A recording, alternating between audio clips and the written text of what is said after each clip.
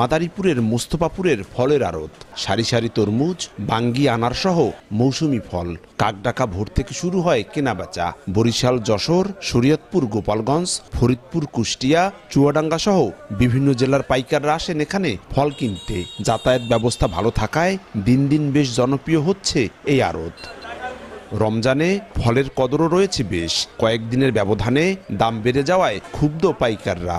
আমদানি কম আর পরিবহনে খরচ বেশি হওয়ায় দাম বেড়েছে বলে দাবি আড়তদারদের। আগে যে পরিমাণ আমদানি ছিল তার থেকে পাইকারের আমদানি বেশি, এর জন্য দাম বাড়ছে, মালের চাপ একটু কমছে। ছয় হিসাবে ব্যস্ত হয়, আবার পিস হিসাবে আমাকে ব্যস্ত হয়, কেজি হিসাবে বেচলে সমস্যা, মোবিল কোট আছে। অবশ্য বাজার নিয়ন্ত্রণে নিয়মিত অভিযান পরিচালনার কথা জানায় জাতীয় ভোক্তা অধিকার সংরক্ষণ অধিদপ্তর। কেউ যদি কোনো রকম সিন্ডিকেট করে বাজারকে অস্থিতিশীল করার চেষ্টা করে, আমরা উপযুক্ত প্রমাণ সাপেক্ষে অবশ্যই তার বিরুদ্ধে আইনানুগ প্রশাসনিক ব্যবস্থা গ্রহণ করব। মোস্তফাপুরের অর্ধশত আড়তে প্রতিদিন কোটি টাকার ফল কেনাবেচা হয়। চাষিদের শতকরা 6 টাকা ও পাইকারদের শতকরা 2 টাকা খাজনা দিতে হয় আড়তদারদের।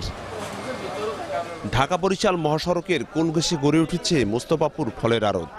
দুর্ঘটনা রোধে আড়তের পাশে সার্বক্ষণিক ট্রাফিক ব্যবস্থা রাখার জোর দাবি জানিয়েছেন শ্রমিক, কর্মচারী, পাইকার ও আড়তদাররা। সঞ্জয় কর্মকার, অভিজিৎ, সময় সংবাদ, মাদারীপুর।